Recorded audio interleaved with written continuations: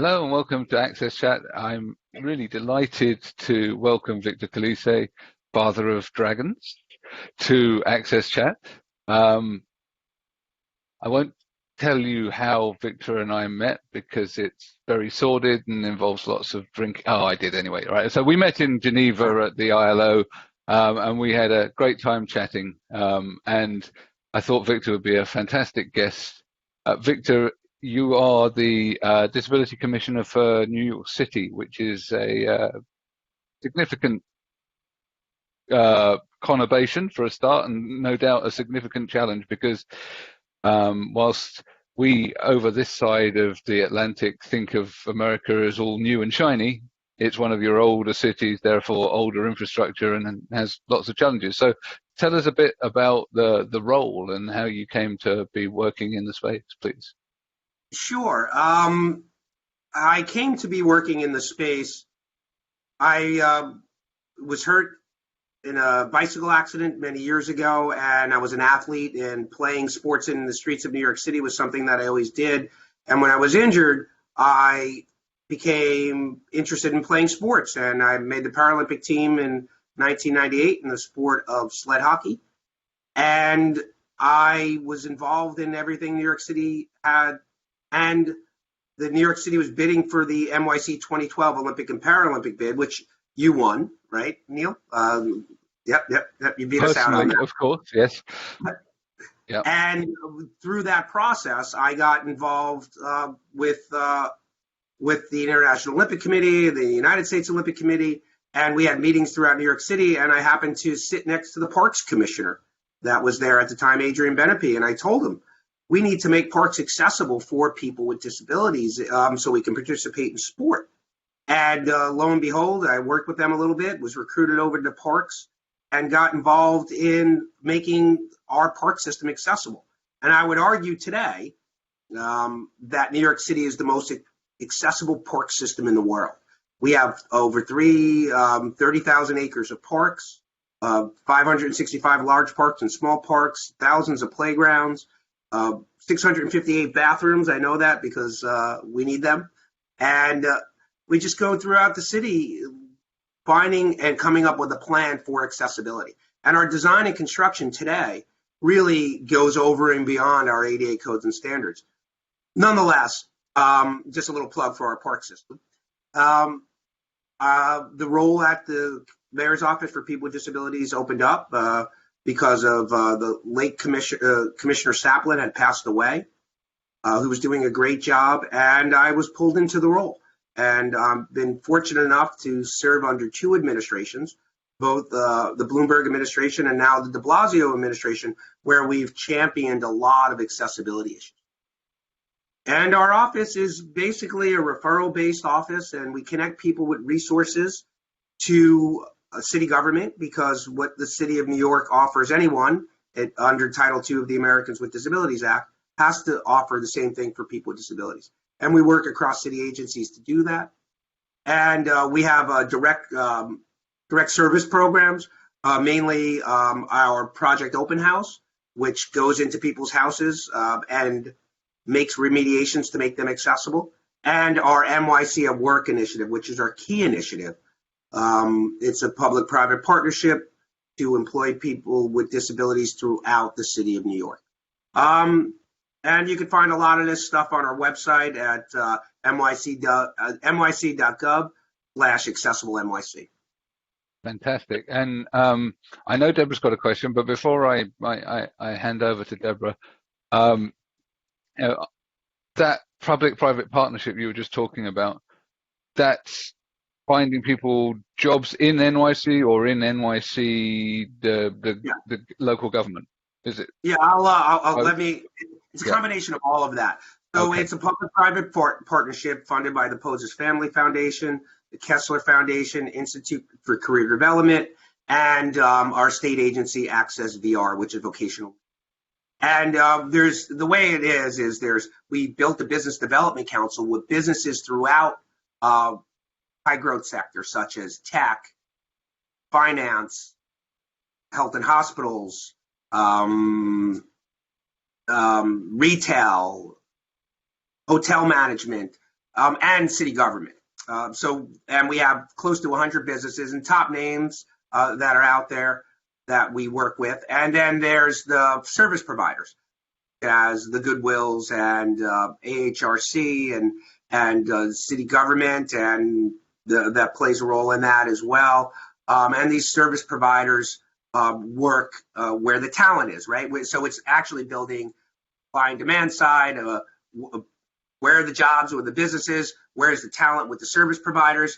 And we, as the mayor's office with people with disabilities, are connecting all of that together to employ people with disabilities in those sectors, as I mentioned, as well as city government. Debra, over to you. Yeah, thank you. And Victor, welcome to the show. I had met you before just briefly, but I also got to know you better in Geneva at the ILO Global Business Disability Network, which really was an amazing event. So yes, kudos to that entire team. Yeah. But one thing that I love about the work, there's so much I love about the work that you are doing in New York City, and but I like that you're collaborating with the community, you're collaborating with the disability-owned organizations, with the disability organizations, with the foundations, one thing that I think is really going well in New York City is that you are collaborating with so many others, and you're looking at it from so many different lenses. Like, I know you're very heavily involved in the smart city conversations, along with G3ICT, and you were on a panel with, Karen in Chicago and the group in LA. And so you're sharing what you're doing in New York City as well. You're into financial literacy for people with disabilities. It's just very, very exciting. All the different moving parts. You're really committed to making sure transportation, the subway systems, everything is fully accessible to people with disabilities. And I, of course, also love that you yourself understand, because you're a wheelchair user. But I was wondering if you wouldn't mind just stepping back one step, because you were telling us a story in Geneva that just really impressed me. And you were talking about your career before you got injured, and you talked about that career. And I think you should talk about it, if you don't mind, what you did and why you loved what you did and how it changed your life. And after the accident, you were very content with the life you had. And then the world said, well, no, Victor, why don't you try living your life this way? And taking what you had built and who are you now and where are you going, and leading into one of the most successful programs in the United States, I just think is a very powerful story. So I'm going to shut up and let you talk. Well, Debra, thank you for all the kind words. But the reality is I couldn't get it done without the talented people that I have in my office, from my deputy commissioner to my assistant commissioner who helped me drive initiatives to the people that working in transportation in my office and housing. And I mean, the list goes on, and I'm only as good as the people that are behind me. So I just want to recognize that, and I can't do it without him. My assistant, who was amazing as well. I can go on and on. But the reality is that in order to make things work, you have to look across a lot of stuff, right? And then you talked about the collaboration, and that's important. But before I get there, I'll go back to your original question of where I came from.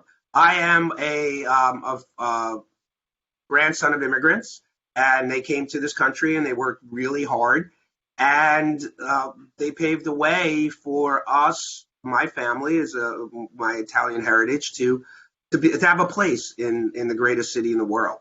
And my father, I come from a long line of blue collar workers. My father worked for the Mass Transit Authority, which is a transportation organization here in New York City that provides all public transportation. My grandfather was a mechanic, and that was my path. And I went to school, Thomas Edison High School, for a degree or knowledge and hands-on work to become a plumber. And I was a successful plumber for a good amount of my younger life. And I was about 2 years away from getting my plumbing license. And plumbers make a good living, backbreaking, but blue-collar work, and really vested in that. And that's what I was, and I was content. And I was going forward to getting my license, and I would have had my own business and working and doing great things. in the plumbing world, in the blue collar world, which I'm still connected to in a lot of different ways today. So yeah, that's where I started, and then I was injured, and my world got turned upside down, and I found things that would work for me, and that was to go back to school and get a degree in something that I was interested in, and that happened to be sports management. Because as I mentioned earlier to Neil, grown up playing sports in the on the streets of New York, and every way and every way that I can, and yeah, and then one thing led to another, and lo and behold, into the sports world, and working in adaptive sports under an organization called United Spinal Association, formerly Eastern Paralyzed Veterans Association, now United Spinal Association. I learned how to advocate there, and that advocacy led me to sports, and then here in the mayor's office. So it's been an interesting ride, and it's been fun. And we got another couple of years left here, and I'm kind of going to see what's next. It's really exciting, and I know that I need to turn the mic over to Antonio, but I just want to tell one quick story that was a shocking story to me. So, as we mentioned, we were in Geneva. Yeah, yes, because you were a very bad boy. We were in Geneva, and we were at the International Labor Organization, part of the United Nations, and there was a small group of us, and we were walking towards the exit, and Victor's in a wheelchair, and he gets on. We're looking for the elevator. Yeah, Victor. We're looking for the elevator. I didn't. And as a matter of fact, I think I have this. I got to see if I have a video of it. But we were looking for the elevator because Victor is in a wheelchair. And so he's not going to go down the escalator. So what he does is he actually gets on the escalator backwards and he's holding on. And we're like going, no, we'll find the, and then all of a sudden he starts screaming and he goes backwards. And there were people around that are freaking out. And Mr. Smart Alec is in this wheelchair, and everybody stopped, and he got a crowd. And then this one woman working at the UN's like, do it again so I can videotape it. It was horrifying and hysterically funny. So just wanted to say that, and I'll give you to let you defend yourself and then turn it over to Antonio. But we can have fun. We can have fun too. Well, you mentioned something before. Yes, I am a wheelchair user. But when we're thinking about advocacy here in New York City and what we do out of the mayor's office, we really got to think broadly. And I just want to put that out there, right? When we're looking at people with visual disabilities, low vision, blind and low vision, we're looking at people who are deaf and hard of hearing, cognitive disabilities, learning disabilities, brain injuries, physical disabilities, and we make sure that we encompass all of that. And yeah, you're right. People with disabilities have a lot of fun, and in New York City, things don't seem to work well, so you have to find different ways to get downstairs or escalators, and unfortunately, those things exist, and I think that's anywhere around the world. And I just like to be versatile and being able to get out of situations. So, yes, it was funny, but it is a tool for me to get around. Funny you bring that up, Debra. I thought we had lost you when you were going over the escalator, but let me turn it over to Antonio. But then I realized you're just a smart aleck, and I appreciated you even more. Thank you. I follow almost every event focused on smart cities wherever it happens from all over the world, and see how these different conferences are being set up. Some of them are completely focused on technology, that technology will drive change and will make a city smart, and putting humans as some kind of accessory behind. Others are more focused on the human side and realize that you can't really make a smart city if the city is not useful for people. Last year, I was talking with someone from the Dublin City Council, and he was telling me, Antonio, one of the things that I struggle is how I'm going to tell planners that making an area accessible is more important than them winning an award. Because sometimes they are so focused on the award that they build something that is not accessible. So my question to you, Victor, is how do you bring everyone to the table to make sure that when you are planning, when you are putting something together, when you are developing a new site, or when you are changing, even let's say a new bid for mobility or public transport within the city, how you make sure that everyone understands how important accessibility is? So we here in America are very lucky in a lot of ways because our laws dictate, right? The ADA is a civil rights law, which means it's rooted in law, which means that we have standards, and if you don't follow the standards, people can get sued, and there's a lot of suing going on because people don't pay attention to accessibility. But it's written in our laws. Title II, Title III of the RADA is important, and it talks about construction. But we also have guidelines that we have to follow, and those guidelines are built in architects training of the ADA, and they have to do that. So that's one piece. But there's often times where it's not good enough, right? The ADA, our ADA guidelines are the floor, not the ceiling. So in New York City, we have committed everywhere we can to go over and beyond accessibility. I mentioned our park system earlier. Well, I worked in the Parks Department and worked with their capital division in all new construction jobs. And the things that are coming out of there go over and beyond accessibility, more ground level play equipment that they have to, moving through the space, right? Not just building one ramp, but building ramps on each side so people with disabilities can actually get from one side to the other, just like anyone else. And it's not just for kids with disabilities, right? It's for kids it's for parents and grandparents that may have a disability that want to participate in that. So we have to look at that totality, right? And say everyone has to be included because accessibility benefits everyone. So the Parks Department is one example, and I could talk on days for that. But there's other ways that we affect things. We have we talked about transportation. So we built new subway systems, and that was really rooted in ADA. So all the accessibility standards were there. And then recently, the city of New York, put together a citywide ferry system. And that ferry system, we were involved in from the get-go, from the beginning, to ensure that accessibility was there from the curb, making sure that the path of travel was accessible, making sure when they get to that kiosk, that kiosk is accessible so people can buy their tickets from that kiosk, making sure when they enter the boat it's accessible, and going over and beyond, looking at ways to put effective communication in there, looking at ways to make sure that bathrooms are there because the ADA said has some type of rules. We wanted to make sure that our bathrooms were accessible to everybody.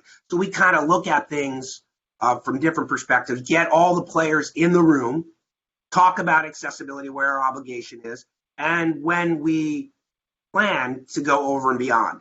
And we also have what we've done is New York City has about 50 agencies, 50 plus agencies. And we wanted to make sure that every agency throughout the city is doing what they're supposed to, making sure that their programs and services and the design and construction they deliver are accessible for people with disabilities. So we're one office. We're 30 people in one office. How are we going to get to all agencies? It's virtually impossible. But what happened was there was a local law that said that there needs to be disability service facilitators in agencies across the city.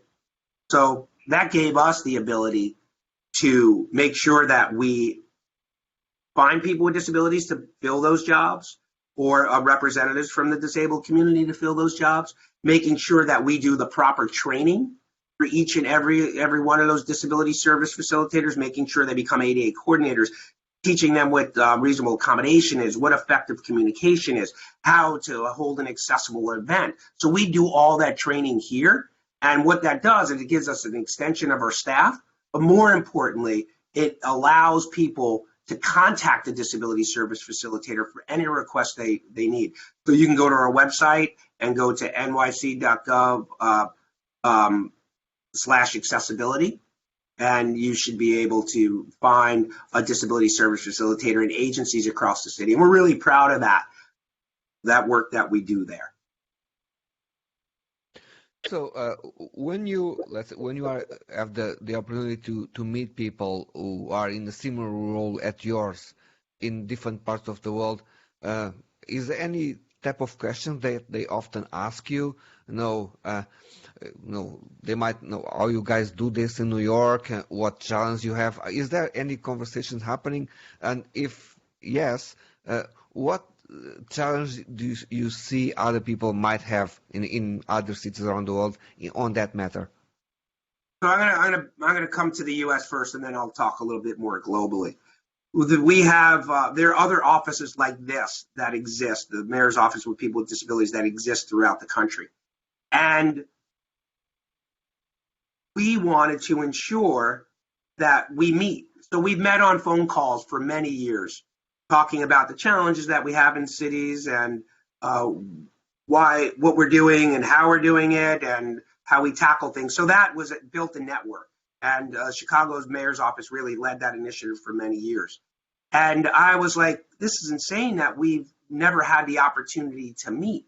And we were going to meet under the last presidential administration, but we never had an opportunity to.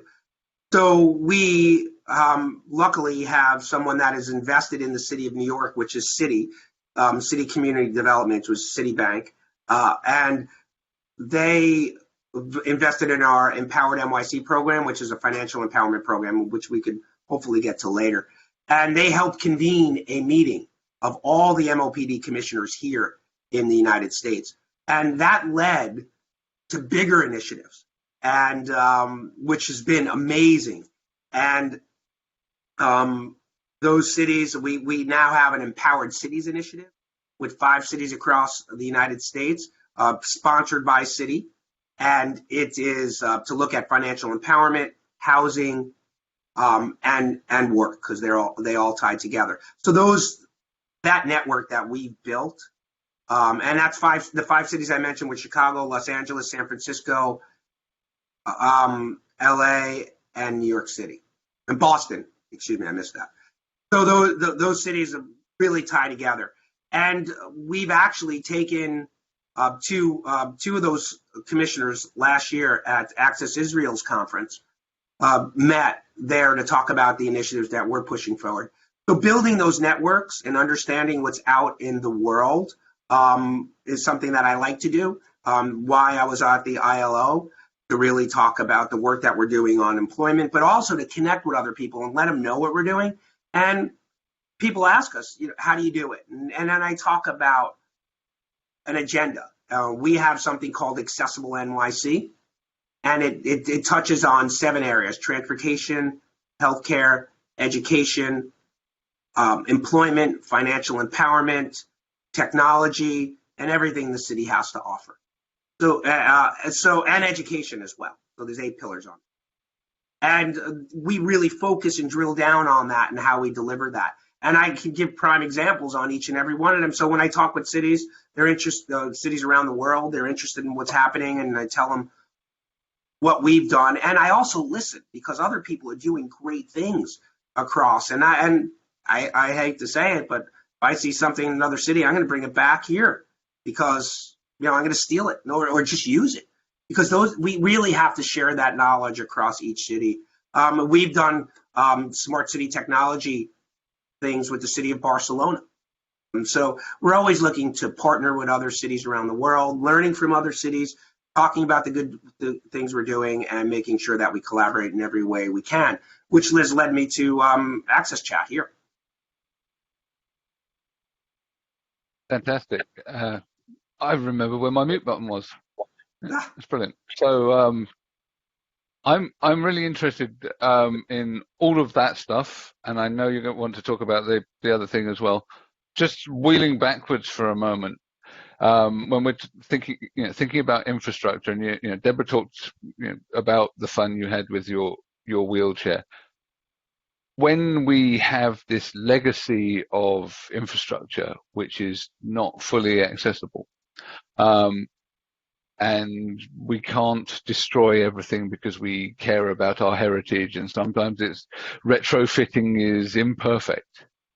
And also we can't boil the ocean. There are maybe things that you still can't access using a wheelchair. And I've seen a lot of debates online recently about things like exoskeletons. And exoskeletons allow people to access things that are currently inaccessible. And some of the debate is, well, hell, they should just make everything accessible. Ramp the bloody thing. And other people are saying, well, we don't like them because, they're saying things like, well, talking eye to eye is assuming that that's the only way people want to talk and everything else. Where do you stand with this kind of, with things like exoskeletons? Do you think there's a place for this kind of new technology that's coming in? Or do you think that it is, as some people are saying, an excuse for people to not make any accommodations because they're kind of saying, well, you know what, you can get this really expensive technology and you can just, live in our ableist designed world, Well, yeah, it's very interesting, right? Disability is a part of life, and we have to get used to that. And I'm proud of my disability, and I think it's important to take technology and bring it to another level, right? Technology enables everybody, regardless if you have a disability or not. If you have a disability and you use an app and someone else uses the app too, right? That helps them get to whatever they need, right? To the means to the end, whatever that may be. So if people choose to have exoskeleton, that's their choice, right? But it's not for everyone. I thought exoskeleton would be great, but you know what? To me, it's a lot of work. But I can understand how people want to stand and do things, but that's a person's personal choice. You can't replace accessibility. Accessibility is there, and it should be there. We should find every possible way to make everything that we can accessible, and there shouldn't be an excuse for that. Yeah, money's a factor. You know what? In smart design, money is never a factor. And hey, if you're worried about making your storefront accessible for people with disabilities, think about what it would do for your revenue if you made it accessible, right? There's an increase in revenue if you make your place accessible. It's an increase in getting your deliveries in, for God's sakes, right? And then it crosses over to people who are aging, and the most coveted people that everyone wants is parents with strollers, right? And that's just on the physical access, but on the other, but there's other access that you need as well. So we really have to. Accessibility is important for everyone. It needs to be there. There's no replacement for it. And if you think about it, Neil, right? If you think about the cost of an exoskeleton, right? Only certain people will be able to get that. You're not going to get a certain population in there because they don't have the means to do that. Accessibility bridges that gap. And I'm not for saying, hey, don't use an exoskeleton. I get why people may want to do that, but it's not for me. And if we're going to put technology, it has to really cross everybody, right? Everyone that needs it. And that's a cost factor. And we're not going to get there in that. And exoskeletons aren't for everybody. Accessibility in that grand scheme of it all is cheaper. Yeah. You do have some challenges in making older buildings accessible, and there are ways to do it and creative ways to do it. Inclusive design is smart design, period. Yeah, I certainly was playing devil's advocate in my question. So, but I am interested in the because there are definitely two camps in the views about whether or not exoskeletons are a good thing or just a projection of able-bodied people's idea of what people with disabilities want. So it's interesting. It will always be there, right, Neil? Because I remember when I was first injured, right? The idea of being in a walking world, not being in a walking world, scared me. But as time goes on and you learn and you accept what reality is, and you realize that, you know what, my quality of life is really important. What do I want? Do I want to walk on leg braces that aren't conducive for me get to point A to point B in a quick way? No, I didn't. I personally didn't want that, but some people may, and I can't tell other people what to do, but I can fight for accessibility where it needs to be throughout everything we do, because it's important. Absolutely. Debra, you had a comment? I did. And I want to go back a little bit to when you were talking about City. And I am a big fan of City and the work that they're doing. And I had them on my other show, Human Potential at Work, talking about the financial literacy, which the New York City Mayor's office got behind and supported. And I just think that not only is that something we need for people with disabilities, but we need it for all Americans. And so I really, really like the programs that City's doing and how they're supporting the mayor's office and everything you're doing. I will also give them a shout out because we had the wonderful Dr. Caroline Casey on the show last week, and she's in Davos this week, yay. And City is one of the signers. So the CEO of City stood up and said, well, of course we're going to do this.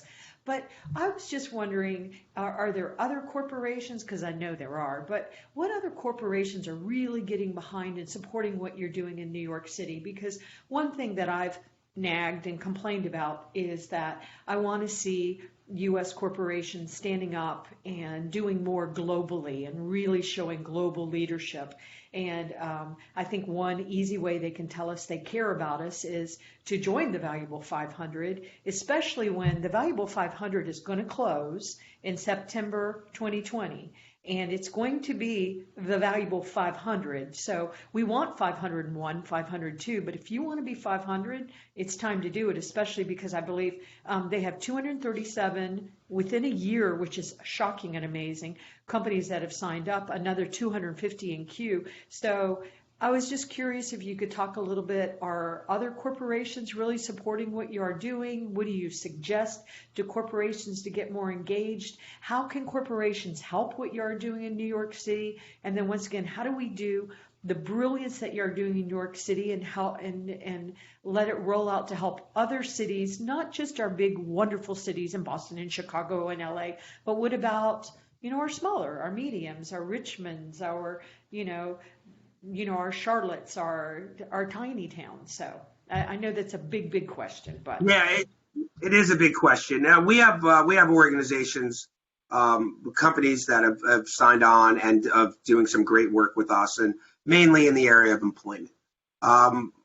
Uniglow happens to be hiring people with disabilities. BNP Paribas Standard Charter, JetBlue. I mean, these are organizations that financial institutions that we've been working with, the Marriott. I mean, there are places that we've been working with corporations, right? The Valuable 500 is important, right? We need to have that conversation. They need to stand up and not just talk about the people we have working for them, but what's next into the future. How do we get a new blood of people with disabilities employed? Employment is a big issue. 79% of people with disabilities from the working age of 16 to 64 jobless in New York City, 79%. And what is it? We got a jobless rate less than 4% right now, right? But for people with disabilities, it's that high. No, it can't happen. We need to hire people with disabilities. That's how come we put together NYC at Work, and it's been great. We've had people that have funded our iBill IT lab, which is a cybersecurity training program for people with disabilities funded by Institute for Career Development and the Butler Foundation, BNP Paribas Standard Charter. People have invested into this program where we get people trained in cybersecurity and come out with a Cisco certification that leads to an internship with a path to employment. Those are the type of real things that we need companies, people to invest in, because people with disabilities have talent and they should be involved in the workplace. And the efforts that we've had across the city, and we're strategically placed here in New York City to have those corporations and those corporate offices here that we're able to exercise. And sure, we're going to be looking at the Valuable 500 after this and going after those companies that are based here in New York City and saying, hey, you signed on. It's time to be working with us, because we have the programs in place to be able to employ people with disabilities throughout our city. No, and if you have the chance, share with us some of those links, particularly the one in cybersecurity, because there's a huge demand in that space. Everyone is complaining that there's not enough talent out there and not enough people filling the jobs in cybersecurity. So it's really refreshing to see that type of training taking place, and especially helping people with disabilities to get more opportunities to employment. Yeah, it's really important. nyc.gov/MOPD, nyc.gov/accessible-NYC. You can read about all the initiatives that are there. I mean, these are real things and real programs that are in place that we really are making a difference. And we post our yearly report, Accessible NYC. It's easy to look at. You can find all the information in there. Again, it's nyc.gov/accessible-NYC. Thank you. That's fantastic. So, Victor, it's been a true pleasure. Oh, we're done? Yes. Well, until next time, well, you can always come back.